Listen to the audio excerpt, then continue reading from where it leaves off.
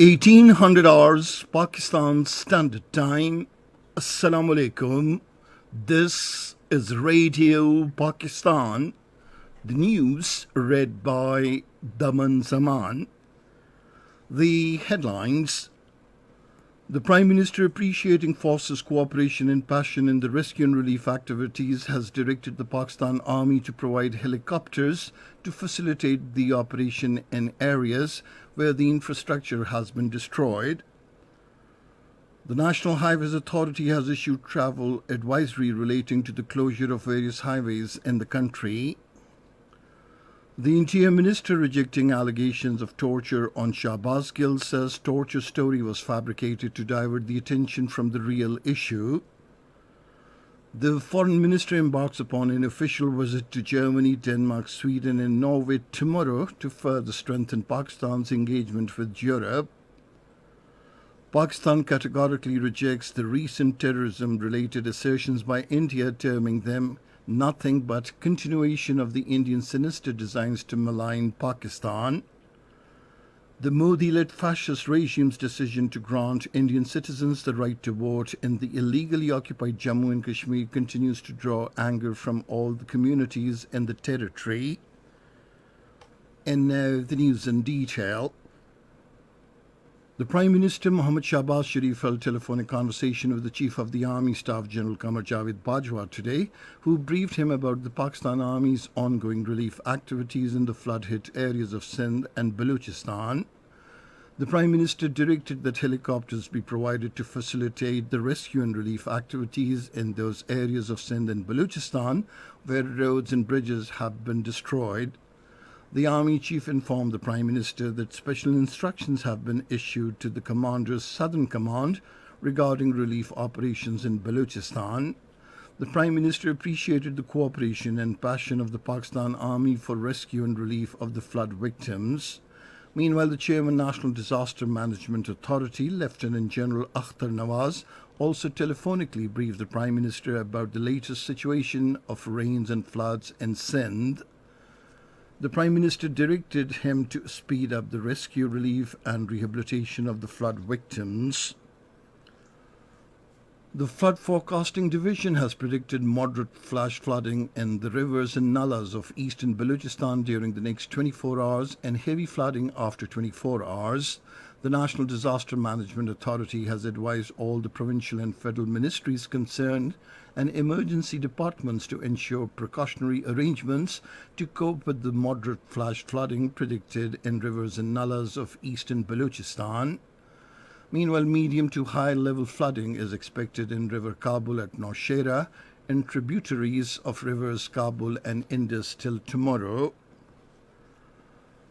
The National Highway Authority has issued travel advisory relating to the closure of various highways in the country. According to the National Highways Authority spokesperson, N25 is completely closed from Linda Bridge and M8 from Wangu Hills. Traffic is also suspended on N50 from Job Dhanasar, while N70 is closed from Fort Monroe.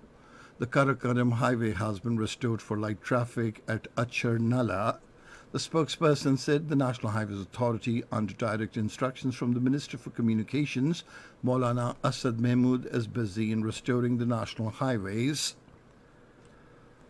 The Interior Minister Rana Sanaullah has rejected allegations of torture on Shahbaz Gill, a close aide of Pakistan Tehreek-e-Insaf Chief Imran Khan, in police custody. Addressing a news conference in Islamabad today, he said the story of torture on Shahbaz Gill has been orchestrated to divert the attention from the original matter. The Interior Minister said an FIR was lodged against Shahbaz Gill as per the law for instigating army officers and soldiers, as the state cannot tolerate such malicious conspiracies. He said Shahbaz Gill was produced before judicial magistrate within 24 hours and he was absolutely fine and did not complain of torture. The minister said the medical board did not indicate any torture in its report on the 11th of this month. The Federal Minister for Parliamentary Affairs Murtaza Javed Abbasi says no one is allowed to malign the armed forces and such elements must face the music as per the law. Talking to newsmen in Cantonment today, he said maligning the armed forces, the judiciary, and other institutions is against the Constitution. The minister said the entire nation stands united with the armed forces for the security and stability of the country. Responding to a question, he rejected the opposition's impression that the Pakistan Tehreek-e-Insaf leader Shahbaz Gill was subjected to torture during physical remand. Murtaza Javed said there is no mention of torture in the medical report of two medical examinations presented before the courts. This is Radio Pakistan. The Foreign Minister Bilawal Bhutto Zardari will embark upon an official visit to Germany, Denmark, Sweden and Norway from tomorrow. According to the Ministry of Foreign Affairs, the visit will provide an opportunity to further strengthen Pakistan's engagement with Europe and share perspective on regional and global issues. The focus of the visit would be on further deepening and broadening Pakistan's economic engagement with these key export destinations and identifying more opportunities for our people. The Foreign Minister will also sign a Green Framework Engagement Agreement with Denmark on climate change cooperation. Pakistan has firmly rejected the recent spate of false terrorism-related assertions made by India, in which some incidents are being distorted and presented as so-called terror plot against New Delhi.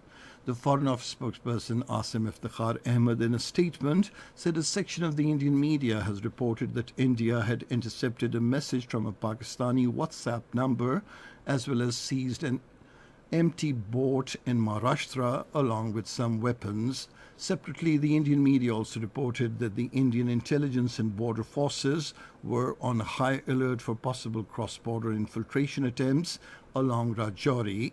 The spokesperson said all this is nothing but continuation of the sinister Indian design to yet again raise the terrorism bogey to malign Pakistan. He said New Delhi must recognize that no amount of its false propaganda can deter Pakistan from exposing India's brutalization of the Kashmiri people in the illegally occupied Jammu and Kashmir. The spokesperson said Pakistan also urges the international community to take immediate cognizance of the fact that India is yet again resorting to classic false flag methods to advance its sinister designs. He said this can have serious implications for peace and security in the region. In the Indian illegally occupied Jammu and Kashmir, the Modi-led fascist regime decision to grant Indian citizens the right to vote continues to draw anger from all communities in the territory. According to the Kashmir Media Service, the Jammu-based politician Chaudhry Lal Singh, addressing a press conference in the city, condemned the decision and appealed to the Kashmiri people to take to the streets and fight the move with unity. He warned that the identity of the Kashmiri people was under threat after the latest onslaught on their right by New Delhi. The Congress leader Rajani Patel, speaking to reporters on the sidelines of an event in Srinagar, said the party will oppose the inclusion of non-locals in voting in the Indian illegally occupied Jammu and Kashmir's electoral rolls. In India, at least 30 people have been killed and thousands have been displaced after severe flooding in the southern Indian state of Andhra Pradesh. Consistent heavy rainfall for a week resulted in flooding. Several villages have been cut off from the highways, making it difficult for the authorities to send emergency supplies. In Somalia, the security forces have ended a siege at a hotel in the capital Mogadishu and rescued 106 hostages, including women and children. At least 12 people, mostly civilians, were killed as Somalia's elite armed forces battled the militants for 30 hours after they blasted and shot their way into the Hyatt Hotel on Friday evening. The International Day of Remembrance and Tribute to the Victims of Terrorism is being observed today. The theme for this year's International Day is Memories. On the occasion, the United Nations is holding a virtual high-level event highlighting the power of memories. The International Day serves to commemorate and uphold the dignity of victims and highlights the importance of global solidarity in ensuring that the victims are not forgotten. And now cricket. In the third and final one-day international at Rotterdam against the Netherlands, Pakistan have set a victory target of 207 runs. in 49.4 overs with no wicket in hand. And finally, the weather.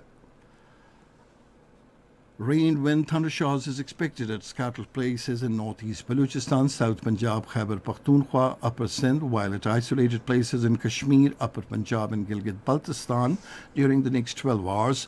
Isolated heavy falls are also likely in northeast Balochistan, South Punjab, Upper Sindh and Khyber Pakhtunkhwa during the period.